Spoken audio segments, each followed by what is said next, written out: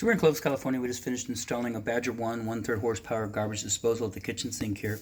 So everything's new. We replaced the flange as well. We took a look. We took it out, and you know, that's the gasket was in there. You can see the corrosion on it. Plus, you know, the stainless steel. You could see the putty was black, and so water may not have been the main cause, but it certainly was leaking. So brand new mounting flange, new putty, brand new disposal, and then it's plugged back into a touch button on top of the kitchen sink, and so it's just plugged in right there. So we tested it out, run lots of water down it, everything looks good. The one thing that we want to keep track of on this, you can see the trap itself, maybe not from the video. I mean, I'm looking at it, and originally this was a 2-compartment sink.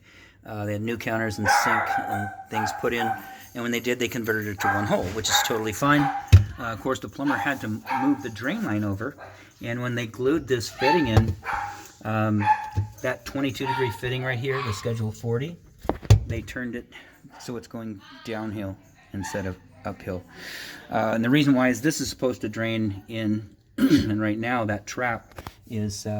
let's see if I can get a picture from this side. It's hard to tell from the camera, but anyways, your trap is pointing downhill, which means this arm that came with the disposal, that guy right there, the 90-degree arm, it's kind of sitting at a kind of a wonky angle. You might get a good look at it from there, but and it's only in about this far.